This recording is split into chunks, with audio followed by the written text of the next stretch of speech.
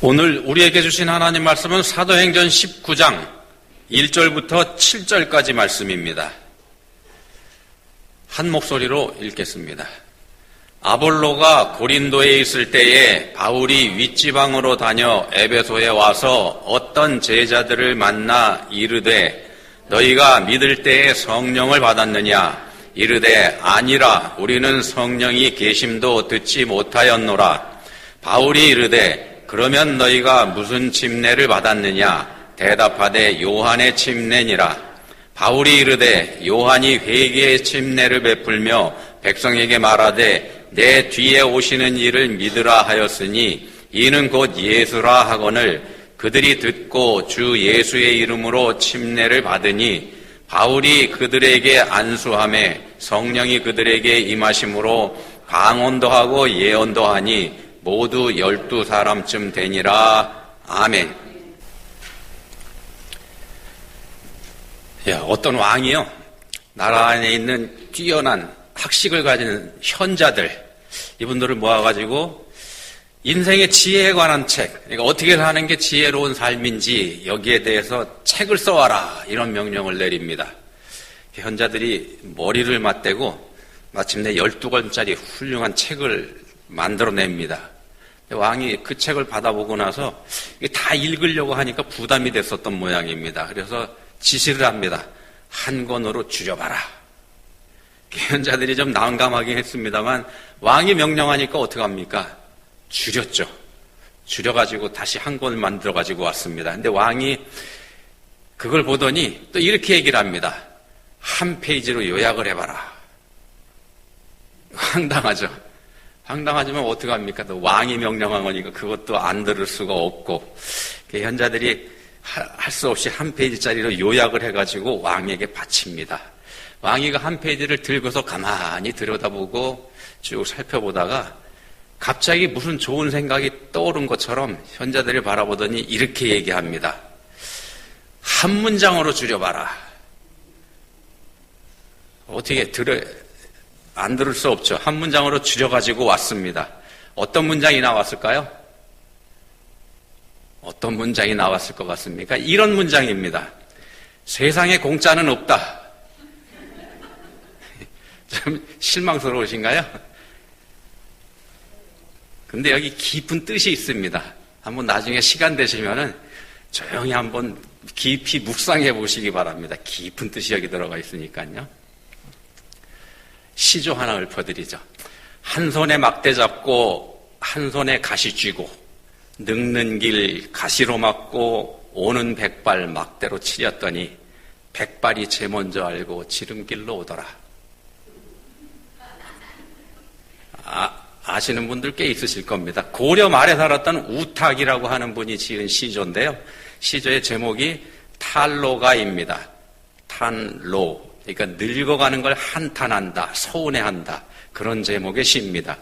인생의 한계를 한 편의 시조로 줄인 겁니다. 달랑 3줄이죠. 3줄로 인생을 집약해 놓습니다. 대단하지 않습니까? 네, 근데 어떤 사람은요, 3줄이 아니고 달랑 1줄로 인생을 녹여낸 사람도 있습니다. 이런 말을 했습니다. 어떻게 얘기했냐면요, 인생에 목숨을 걸고 인생과 맞서 싸우면서 살지 말고 인생과 사이좋게 지내라. 3줄에다가 인생을 담는 것도 대단합니다만 달랑 1줄로다가 이렇게 담아내는 지혜, 그런 이 지혜가 우리 인간한테 있습니다. 근데요, 반줄짜리도 있습니다. 반줄짜리가 뭐냐면 영어입니다. Work and Life Balance. 알아들으시나요? 발음이 워낙 좋아서. 이게 언제 나온 거냐면 1970년대부터 사용된 말인데요. 출산휴가, 육아휴가 같은 거 모성 보호를 제도화하면서 이런 제도가 이제 생기기 시작했습니다. 선진국에서. 그 제도화하면서 영어권 나라에서 사용하기 시작했던 말입니다. Work and Life Balance. 근데 이 말이 2017년도에 오게 되면은요, 한국에서 한 단어로 다시 태어납니다. 이게 무슨 단어냐 하면은요, 아시는 분 계신가요? 계실 것 같습니다. 워라벨입니다. 워라벨.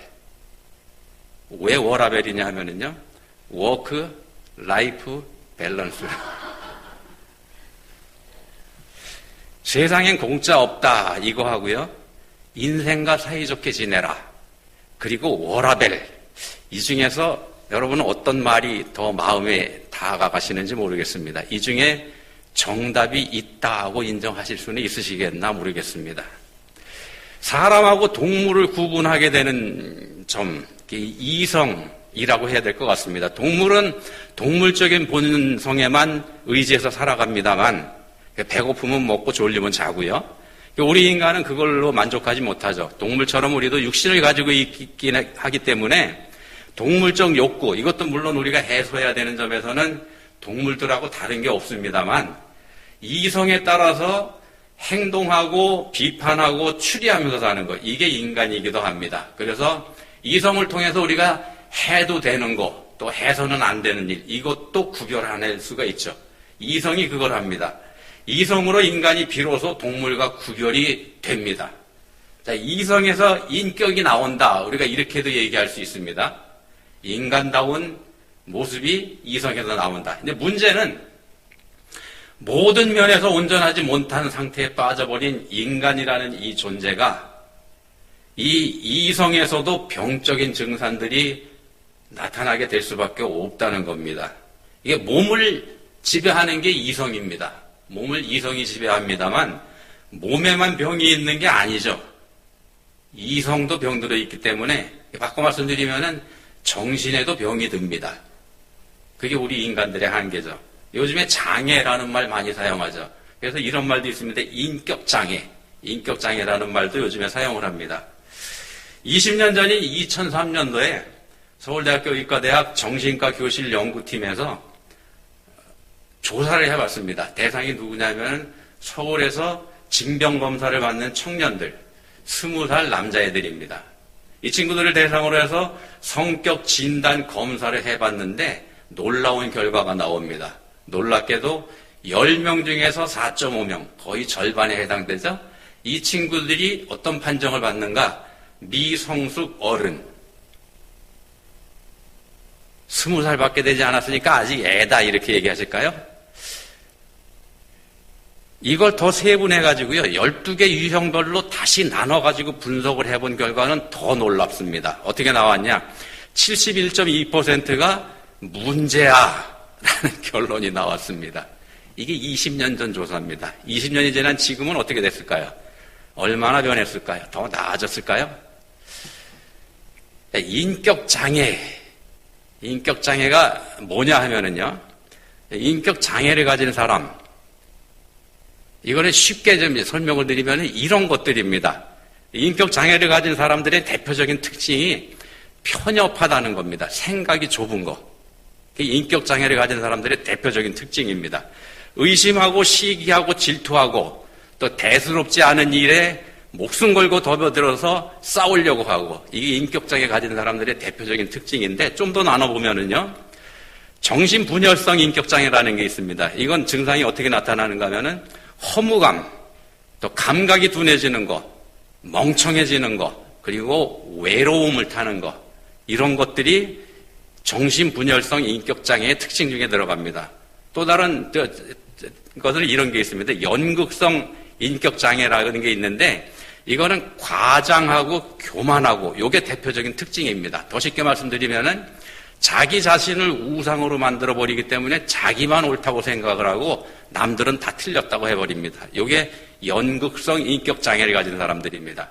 경계성 인격장애를 가진 사람들은 피해망상, 패배의식, 이런 거에 주로 사로잡혀 있고요.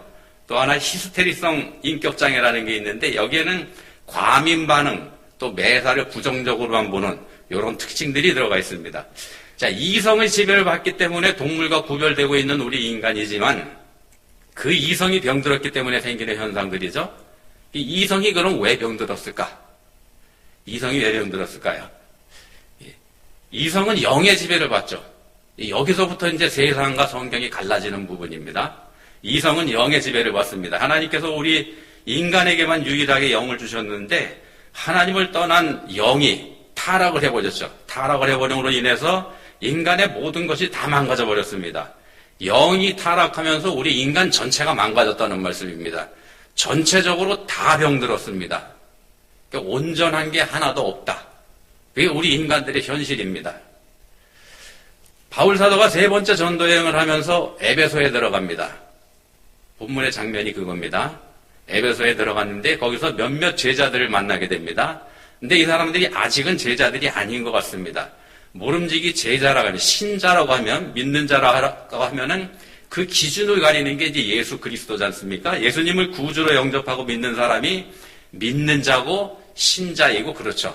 이제 그 사람들이 이제 제자라 이렇게 할 수 있는데, 예수님을 모르는 사람이라 그러면은 그리스도인이라고 우리가 할 수가 없죠. 근데 본문에 등장하는 어떤 제자들, 이 사람들은 침례 요한은 알고 있지만 아직 예수님은 모르는 사람들입니다. 그러니까 요한의 가르침, 침례 요한의 가르침은 예수 그리스도를 맞을 준비를 하라, 이런 걸 가르쳤었죠. 예수님이 오실 거다, 메시아가 오실 거다. 자, 그리스도의 도래를 예비하는 역할이 요한의 사명이었더랬습니다. 이 요한까지가 구약입니다. 요한까지가 구약입니다. 요한의 가르침대로 예수님께서 오셨고요. 그러니까 구약에서 예언했던 대로, 구약에서 가르쳤던 대로 예수님께서 오셨고, 예수님이 오신 그때부터 이제 신약 시대가 열리는 거죠. 예수님 전까지, 요한까지가 구약입니다.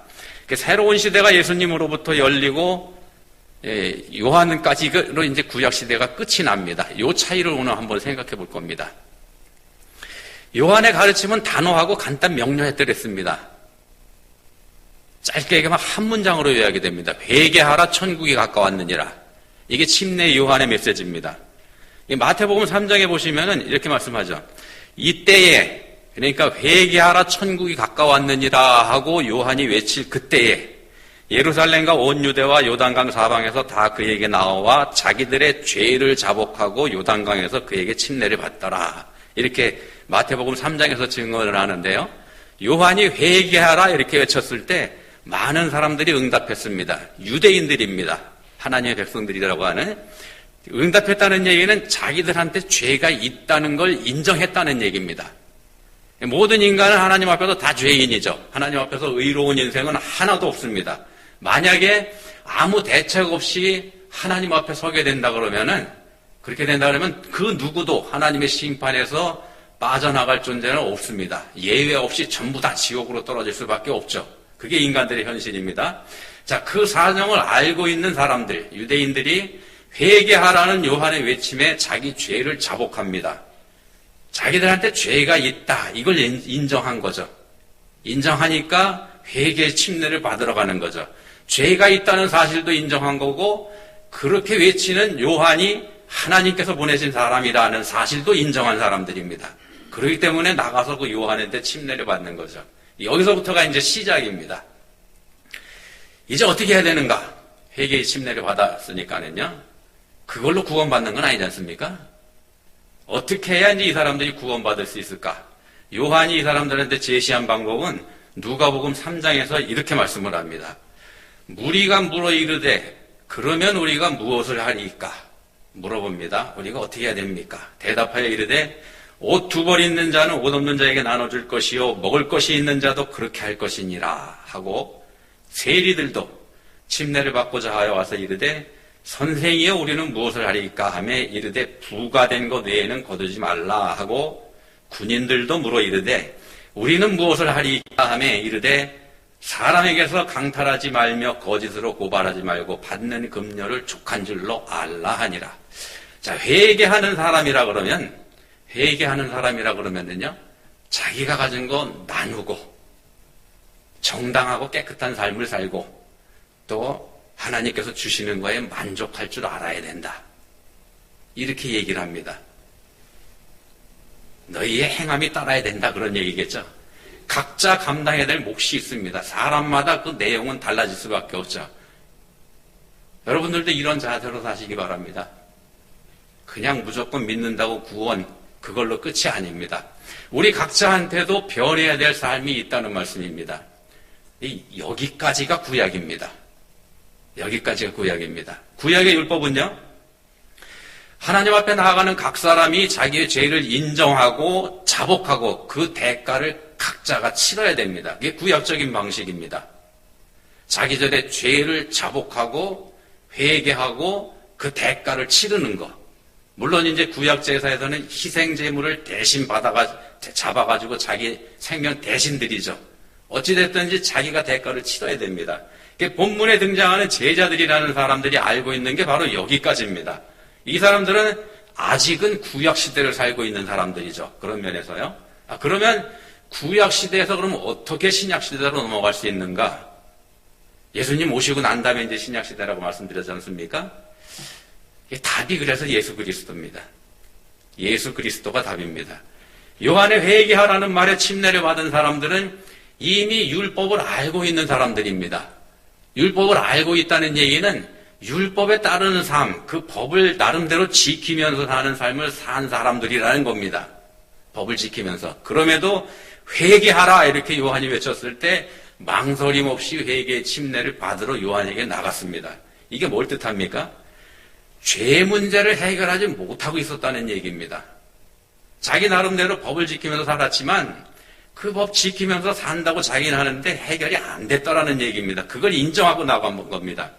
법에 정해진 대로 제물도 드렸고 법에서 정하는 대로 제사도 그렇게 드렸지만 그렇게 살아왔지만 여전히 죄에서 벗어나지 못하고 있었더라는 거예요. 자기 현실이 그렇다는 걸 알고 있는 겁니다. 그렇기 때문에 이제 요한한테 나간 거죠. 예수 그리스도를 영접하는 것만이 답입니다. 누구도 자기 자신의 죄 문제를 스스로 해결할 수 있는 사람은 없죠. 제 아무리 율법을 잘 지키고 제 아무리 제사를 법에 정해진 대로 잘 지켜서 잘 드린다고 해도 여전히 죄는 자기에게서 떠나지 않더라는 거 이스라엘 사람들이 경험하면서 알고 있었던 겁니다. 우리 입장에서도 그렇습니다. 착한 일 많이 해서 공덕을 많이 쌓는다고 하더라도 여전히 부족합니다. 우리가 착한 일 많이 해서 구원받을 수는 없습니다. 또 우리가 신앙생활 잘하면서 예배를 경건하게 잘 드린다고 해서 독실한 신앙인이 된다고 해도 그것만 가지고도 부족합니다. 어림도 없습니다. 어림도 없습니다. 본문에서 바울 사도가 그에 대한 답을 제시합니다. 제자들에게 묻죠. 너희가 믿을 때 성령을 받았느냐? 성령께 답이 있다는 말씀입니다. 성령을 받았느냐? 우리는 성령 받는 거를 소위 불같은 성령의 체험, 이걸 생각하는 경향이 있습니다만 본문의 뜻은 그런 거 아닙니다. 여기서 말씀하는 너희가 믿을 때 성령을 받았느냐 이 말씀을요, 매튜 헬리라고 하는 유명한 성경 주석가가 있는데 이분은 이 말씀을 이렇게 해석을 합니다. 너희가 믿을 때 성령을 받았느냐 이 말씀을 너희는 스스로 그리스도의 가르침이 진리임을 확신했는가? 무슨 뜻인가 하면은요, 너희가 믿을 때 성령을 받았느냐 이 얘기가 불같은 성령 체험을 너 했느냐 이렇게 묻는 게 아니고 그리스도의 가르침이 진리라는 거, 예수 그리스도가 진리라는 걸 믿고 있느냐 그걸 물어보는 겁니다. 그게 성령 받았느냐는 질문입니다. 성령 받는다는 건 불같은 체험 말하는 거 아닙니다. 요한이 이렇게 말했었죠. 내 뒤에 오시는 이는 나보다 능력이 많으시니 나는 그의 신을 들기도 감당하지 못하겠노라. 그는 성령과 불로 너희에게 침례를 베푸실 것이요. 성령과 불로 침례를 베푸실 것이다. 이렇게 말씀합니다. 성령과 불입니다. 따로따로죠. 성령과 불. 성령 그리고 불. 불같은 성령이 성령 체험이 아니라는 말씀입니다. 성령의 불이 아니고 성령과 불. 자, 성령이 하시는 일 뭡니까? 요한복음 14장 26절에서 예수님이 이렇게 말씀하십니다. 보혜사 곧 아버지께서 내 이름으로 보내실 성령, 그가 너희에게 모든 것을 가르치고 내가 너희에게 말한 모든 것을 생각나게 하리라. 이렇게 말씀하십니다. 가르치고 생각나게 하시는 것, 이게 성령께서 우리한테 해주시는 일입니다. 사도행전 1장에서는 이렇게 말씀하죠. 오직 성령이 너희에게 임하시면 너희가 권능을 받고 예루살렘과 온 유대와 사마리아와 땅끝까지 이르러 내 증인이 되리라. 예수님을 전하는 일을 할 수 있게 해주시는 것도 성령께서 해주시는 일입니다. 전도하는 거 말입니다. 성령 받은 사람에게서 나타나는 현상들이 바로 이런 거라는 겁니다. 우리가 생각하는 불같은 성령, 여기에는 많은 오해가 있습니다. 소위 성령의 불을 받아서 뒤집어지는 체험을 할 수도 있긴 있습니다만 그런 게 성경적 성령 체험은 아닙니다. 성경에서 말씀하는 성령 체험은 그런 거 아닙니다. 말씀이 믿어지고 말씀이 이해가 되는 거, 이게 성령의 역할입니다. 그렇기 때문에 믿는 사람은 이미 성령을 체험한 사람입니다.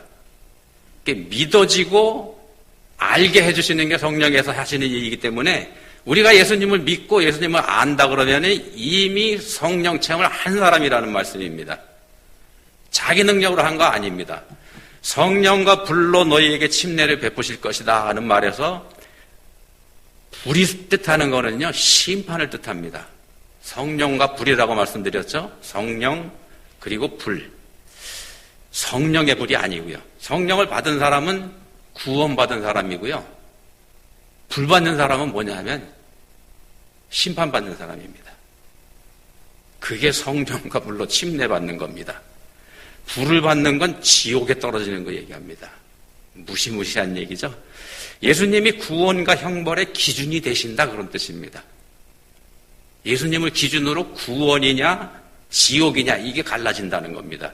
요한은 자신의 노력과 능력으로 자기 의를 쌓는 구약 시대를 상징하는 사람이라는 한계를 가지고 있습니다만 각자에게 가르쳤죠. 너희는 이렇게 하고 너희는 이렇게 하고 그런 한계를 가지고 있습니다만 마침내 구주로 오신 우리 예수님은 성령의 능력을 우리한테 입혀주시는 분이시라는 겁니다. 그래서 구약의 방식으로 살면서 날마다 실패하면서 날마다 넘어지는 우리들, 내가 이것도 지키고 저것도 지키고 그렇게 살려고 우리가 애쓰긴 합니다만 날마다 실패하지 않습니까? 그런 우리를 성령의 능력으로 구원으로 이끌어 주시는 겁니다. 성령께서 하신다는 말씀입니다. 복음이 능력입니다. 우리를 구원하는 능력이 복음 안에 있다는 겁니다. 말씀이신 예수 그리스도가 곧 복음이시죠.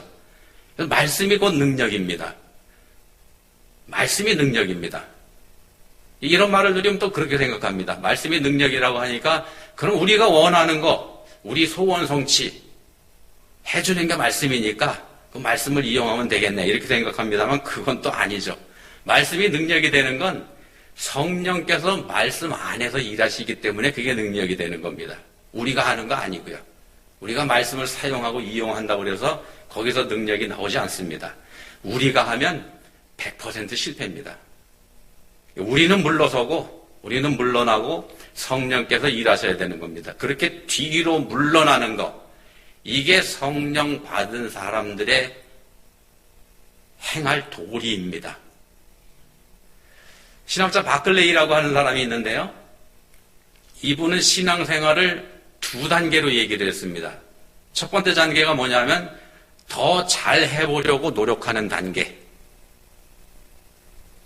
신앙생활 처음 하게 되면 잘 해보려고 노력하지 않습니까? 우리도 지금도 계속 하죠. 근데 노력은 하지만 자기 힘으로 하기 때문에 불갑을 실패하게 됩니다. 그 실패를 반복하는 게 신앙생활의 첫 번째 단계입니다. 이게 구약 방식의 신앙생활입니다. 두 번째 단계는 뭐냐면요. 예수님의 은혜로 우리의 저주가 사라진 걸 아는 단계입니다. 우리의 죄가, 내 죄가 은혜로 사라졌다. 이걸 깨닫는 것. 이게 두 번째 단계입니다. 이게 신약식, 신약 방식의 신앙생활입니다. 더 잘해보려는 노력을 하지 말라. 그런 뜻이 아닙니다. 그건 계속 해야 되는 겁니다. 더 잘해야 된다는 자세는 이건 동일합니다만 첫 번째 단계에서 노력은 자기의 능력에 의존하는 거라 그러면, 그래서 실패할 수밖에 없는 거라면, 두 번째 단계에서는 그걸 성령의 역사로 받아들이고 맡겨드리는 겁니다. 내가 아무리 해도 안 되고 설령 된다고 하더라도 다른 문제가 거기서 또 나오게 되는 것, 그게 우리가 하는 일입니다만 성령께서 주관하실 때에는 더 강해지고 더 풍성해진다는 겁니다. 완전한 것이 거기서 나옵니다. 요한의 침례, 자기 죄를 자기가 회개하는 거라 그러면은요, 회개하고 침례를 받으라, 이렇게 회개하라 이렇게 외쳤을 때 사람들이 회개하러 나갔지 않습니까? 자기 죄를 자기가 고백하고 그리고 자기 죄를 자기가 해결하는 게 요한의 침례라 그러면, 예수님의 성령 침례는 자기의 죄인데도 자기가 회개조차 할 수 없다는 거 인정하고, 해결은커녕이요, 회개조차 할 수 없다는 그걸 인정하고 성령님께 내드리는 것, 그게 예수님의 성령 침례입니다. 우리 인생의 성공과 실패, 이거를 규정하는 분은 하나님이십니다. 인생의 성공과 실패 규정하는 분 하나님이십니다. 내 삶이 성공했는지 실패했는지 내가 말할 수 없다는 겁니다. 세상에서 우리 성공과 실패 얘기합니다만 정답이 아닙니다. 우리 삶의 주인은 하나님이시기 때문에 그렇습니다. 그래서 주인이신 하나님께서 우리 삶은 판정하시는 겁니다. 성공인지 실패인지. 판단을 성령께 맡겨드리고 감사하면서 사는 것, 그게 성령의 사람입니다. 이게 성령으로 인해서 구원받은 우리 그리스도인들이 해야 될 일은 오직 하나, 감사하는 삶뿐이라는 겁니다. 이런 삶을 살 때 실패할 일이 절대로 없습니다. 믿으시기 바랍니다. 기도하시겠습니다. 하나님 아버지, 세상에 공짜는 없다는 게 세상 사람들의 생각입니다. 저희도 그런 생각합니다. 그래서 저희가 아무것도 하지 않고도 구원받는다는 거, 그럴 수 없다, 뭐가 좀 이상하다 이렇게 생각하기도 합니다. 그래서 저희가 인생과 맞붙어 싸웁니다. 매번 번번이 실패하고 맙니다. 때로는 실패하고서도 저희가 성공한 줄로 착각하는 경우가 있기도 합니다. 이제는 아버지 하나님, 이 생각이 다 틀렸다는 거 저희가 인정할 수 있게 해주시기 원합니다. 이제는 조용히 뒤로 물러나서 앞장서신 우리 성령님 겸손히 따라가는 믿음을 저희가 다 갖게 해주시기 원합니다. 성령의 사람으로 살게 해주시기 원합니다. 예수님 이름으로 기도드립니다. 아멘.